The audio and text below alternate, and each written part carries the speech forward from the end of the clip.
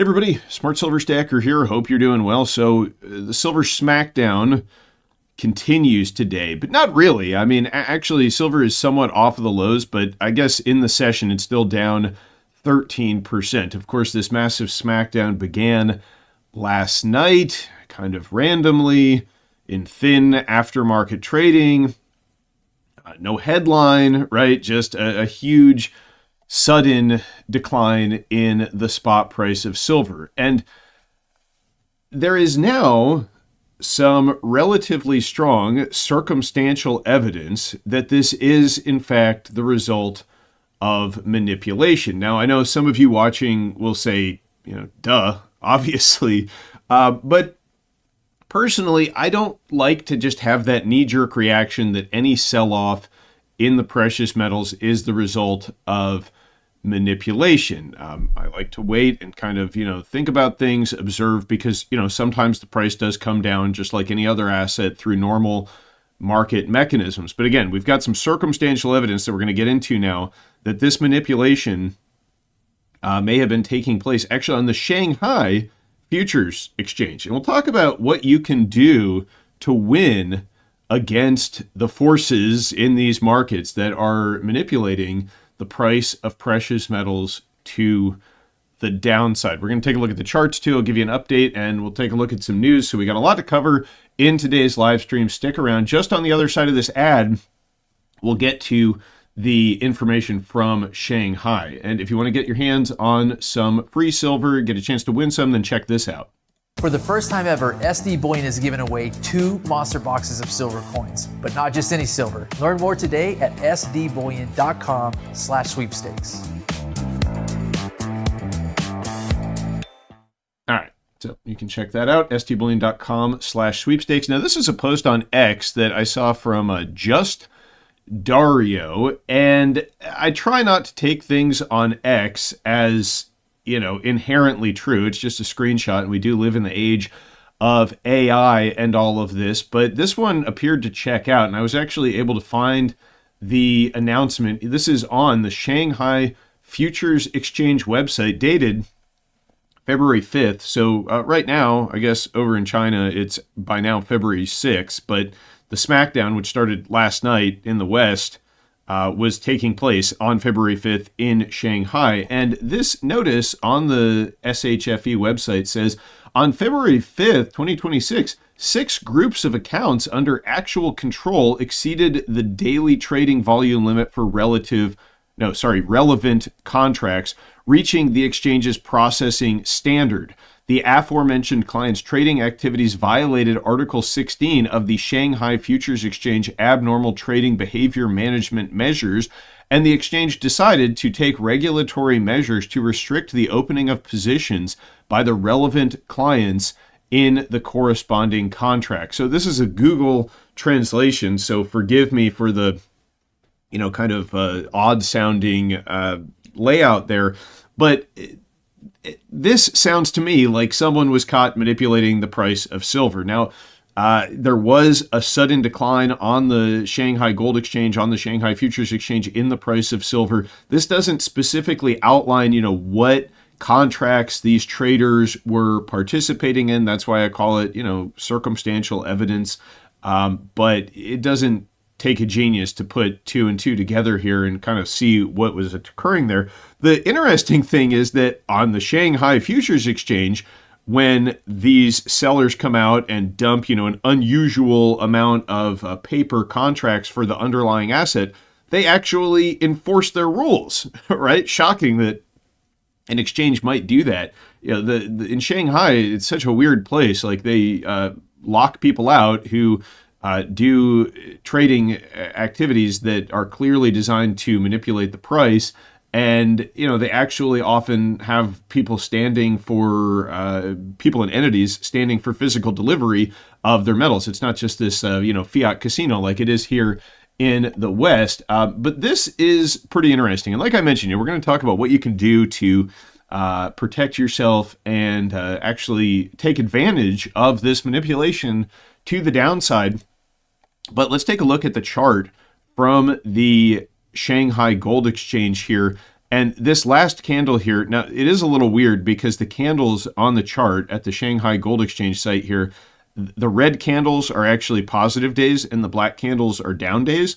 So, keep that in mind. But this February 5th was a big down day.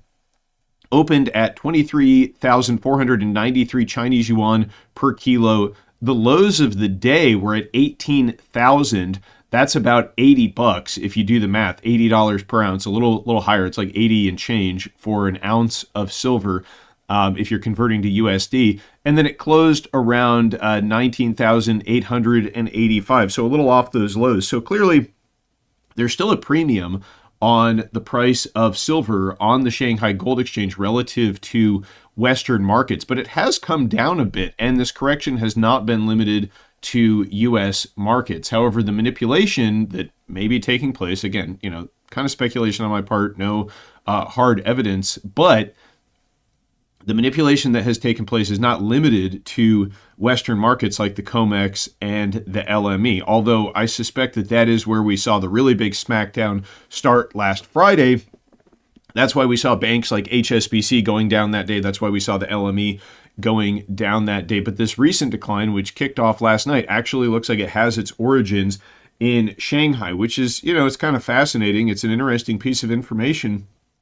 I can't tell you exactly what that means. Is that agents of Western markets participating on the Shanghai Futures Exchange? Is that someone in China who's just kind of in on it? I don't know. I don't know the inner workings. It's all speculation. It's not that transparent. But clearly something weird is going on there, according to the Shanghai Gold Exchange. So what can you do to fight back against paper manipulation? Well, this is no new theme, right? This is something we've been talking about on the channel for ages, and that is you can get your hands on physical metal, because none of the silver that's being sold in these big smackdowns is physical. It's all paper contracts, right? It's all settled in fiat. Very little physical silver trading hands would be, my assessment of the situation. And you can always sell kind of an infinite amount of paper contracts for silver if you have enough fiat currency, or if you have access to unlimited fiat currency in the form of, unlimited borrowing that you can use, especially when you're turning a profit from the manipulation in terms of shorting the market, etc. But as individuals, you're not going to be able to compete with the JP Morgans, the HSBCs of the world. And if you think me saying that manipulation is just a conspiracy theory or something, just go Google take 5 minutes and Google silver and gold market spoofing bank fines or something along those lines. You'll see JP Morgan has paid fines, HSBC has paid fines. A bunch of these banks have paid a lot of money in fines, but I guarantee you that the amount that they've been fined pales in comparison to the profits that they've been able to extract from this market. But the thing to do is to, stack physical. Myself, I bought some of this last night when the silver price first tanked, some 90% US silver coins. Now, I want to talk about a dynamic that's playing out in the physical market right now. Junk silver is available. I know some people don't like me calling it junk, whatever. That's what, when I first started stacking, that's what the coin shops called it. And if it's good enough for them, these guys who've been in the business for ages, then I'll call it that too. Junk just means that it doesn't have numismatic collectible value, right? It doesn't mean it's actually junk. It's still real silver, but right now it is kind of being priced as if it's junk. It's priced under spot, whereas, and this is just at SD Bullion, but I use them as an example because it's where I tend to shop, and they do have, competitive prices, and they're also a channel sponsor, full disclosure. But they've got this under spot. Look at their 10-ounce bars now. You want a 10-ounce bar, you want to buy one, even just a random one, you're going to pay $869. So basically, you're paying almost $87 an ounce, about $10 over spot, whereas you can buy junk silver under spot. So the dynamic here is that these individual sub-markets within the silver space, they sort of have their own supply and demand mechanisms.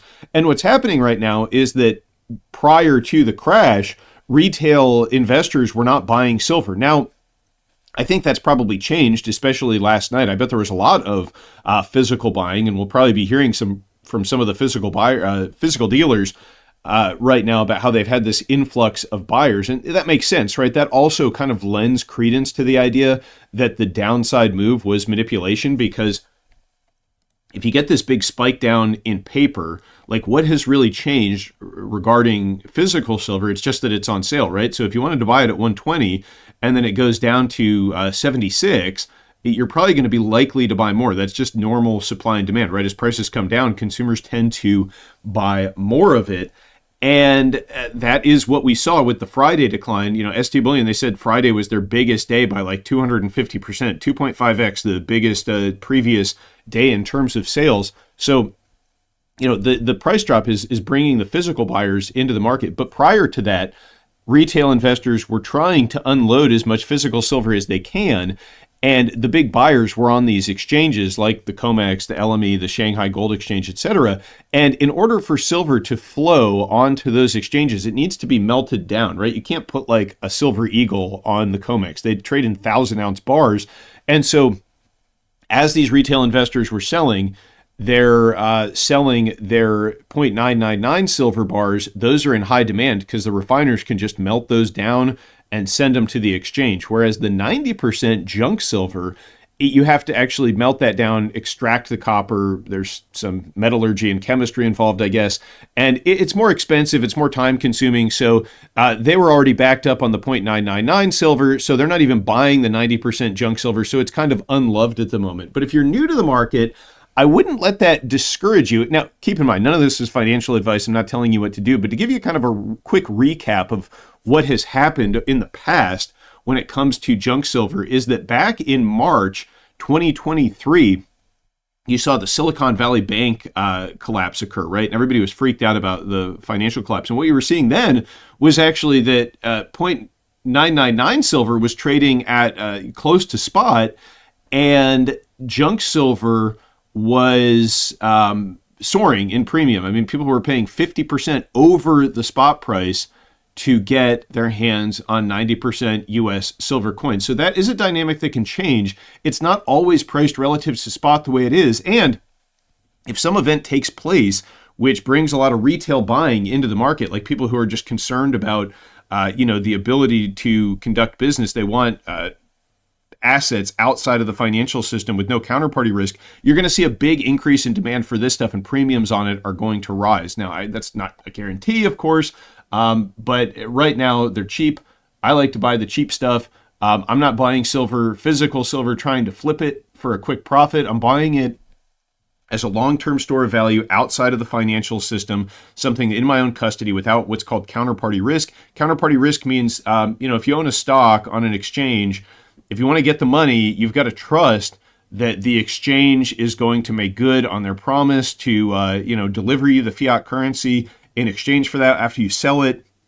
If you have a bank account with money in it, there's a counterparty there. It's the bank. And people will say, well, there's the FDIC. Well, all the FDIC does is they guarantee that you're just going to get fiat. But think if the banking system collapses, the FDIC doesn't have some giant pool of money to draw from. What they're going to have to do is print the money. So you're going to get your money, but it's going to be devalued. Anyway, those are all counterparty risk, right? When you have to count on another party to get your money. Whereas with silver coins, silver bars, silver rounds, whatever, physical silver bullion, same thing with gold, you don't have that risk, right? Nobody can flip a switch and say, oh, your silver is not silver anymore. No, it's the same number of ounces. Even if you see big red candles like we have today, go look at your silver stack, and I guarantee you, same number of ounces, based on this candle. When your stack when the paper price was here, paper price is here. If you're thinking in terms of ounces, which I think for physical silver is the correct way to think, then the number of ounces is what's really important, not the fiat currency value. That's why you stack silver. And I say that because I'm sure there's a lot of new people coming into this market right now who maybe are just saying, well, silver's going up, let me buy some silver. If you're buying silver or you want silver to sell after it goes up for more fiat currency, physical is probably not the right vehicle for you, right? There's a lot of friction when it comes to physical metal. You have to find a buyer. You have to physically move this stuff around. it's the same things that give it the benefit, right, of not having that counterparty risk. It's like a real tangible physical asset. It also makes it kind of a pain to liquidate. So if you want something that you're just going to buy now and flip in the future, then you're probably going to be better off with something like, say, the PSLV ETF. Now, I'm not associated with them in any way. That's not financial advice, but it's a much tighter spread, very easy. You just click a button, you can sell it. You could also do the SLV ETF, although I suspect that PSLV is, slightly more robust in the sense that they actually have all the silver that they say they do, whereas, I'm a little more suspect about the SLV. So, if you want to trade, like paper instruments are the correct mechanism. Let's look at a few other things that are going on today. So the miners also getting hit pretty hard, although they're off the lows of the day. That's kind of a good sign, I guess, that the miners are not down as much. Like the SILJ ETF down 6.8%, while silver's down 12. But still, the miners are taking a whacking. In my opinion, that's a buying opportunity, not financial advice.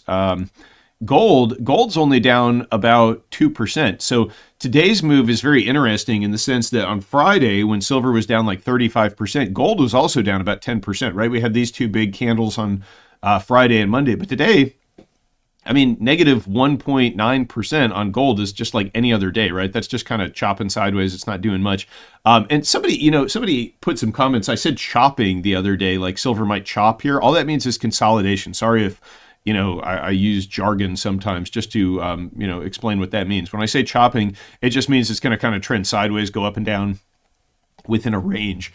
Let's see. Bitcoin today down almost 10%. Now, we talked about Bitcoin recently in a live stream, and I have a few other things related to metals, so stick around. But I do want to talk about Bitcoin briefly.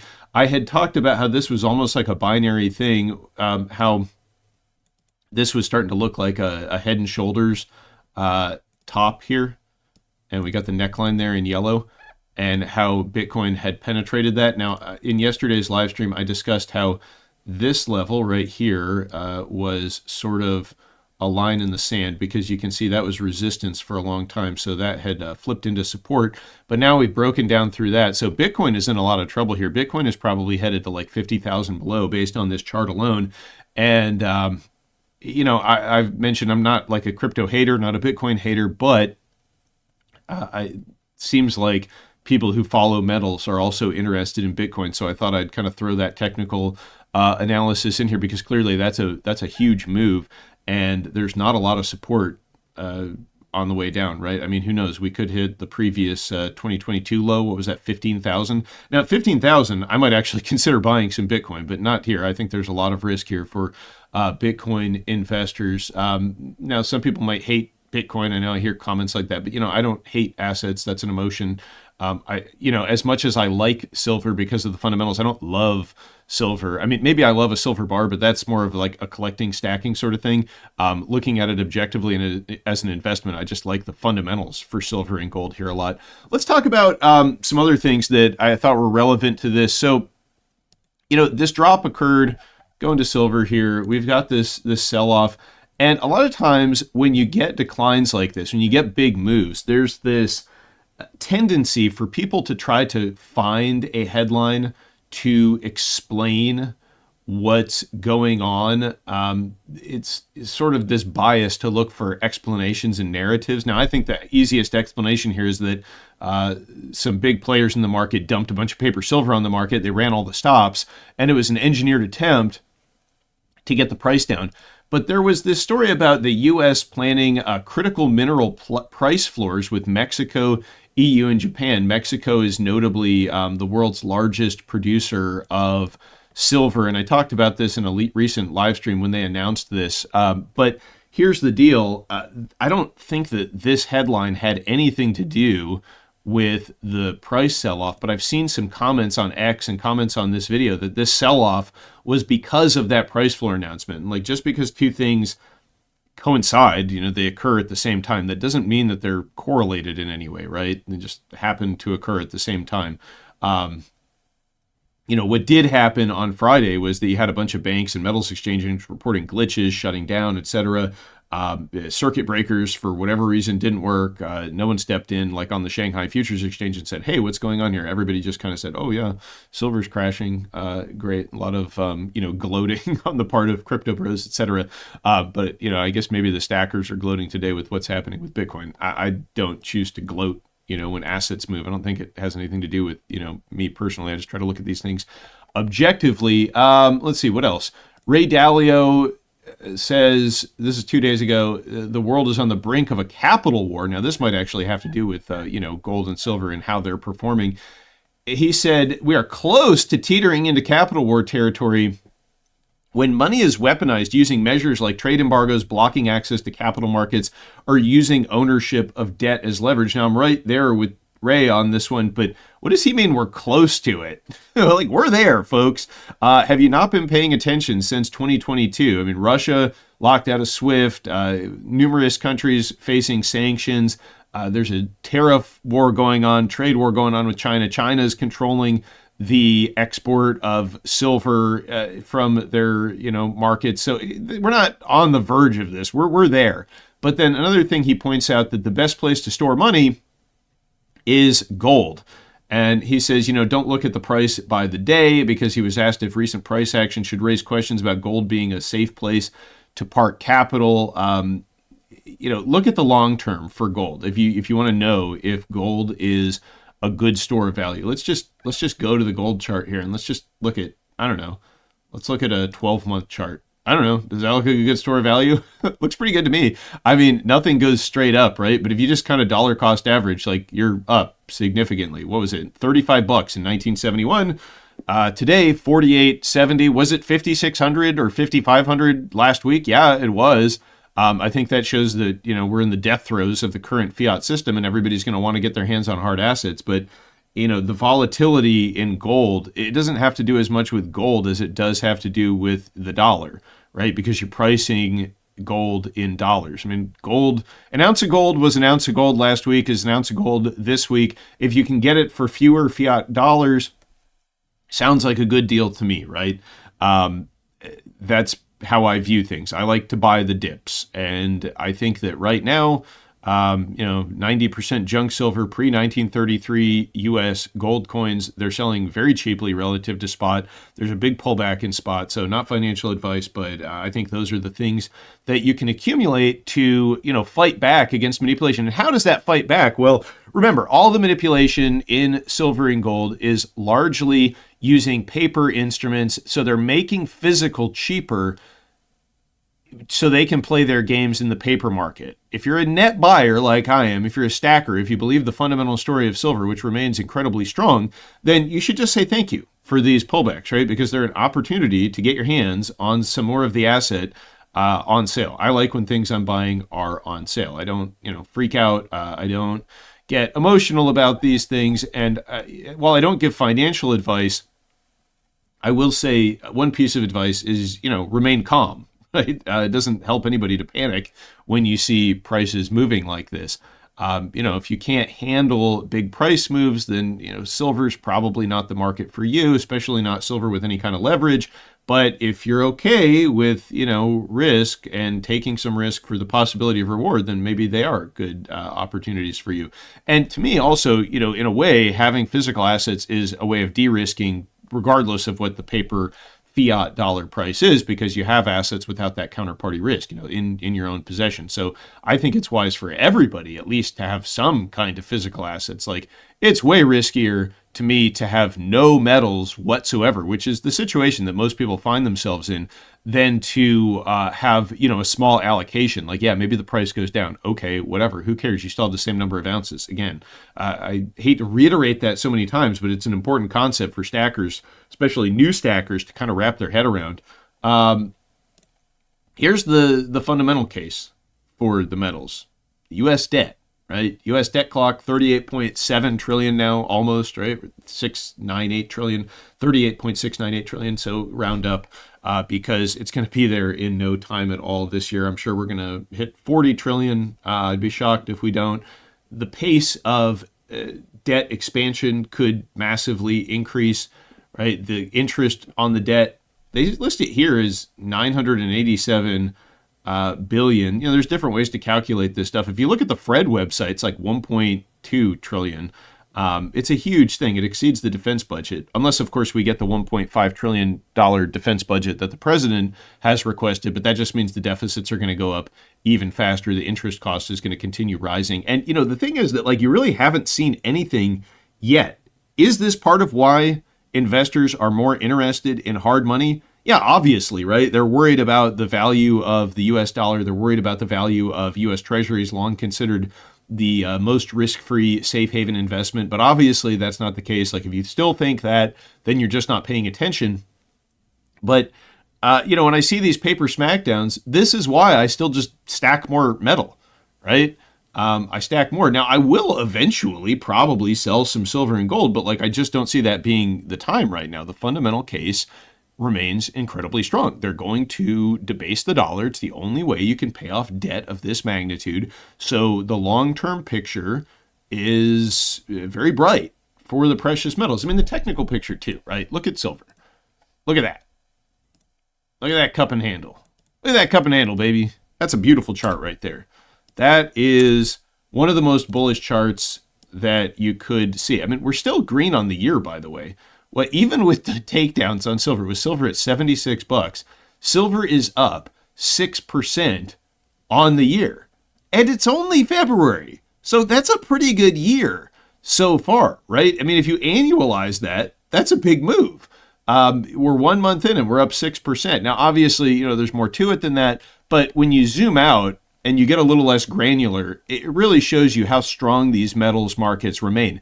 Now, they're going to need to consolidate for a little bit.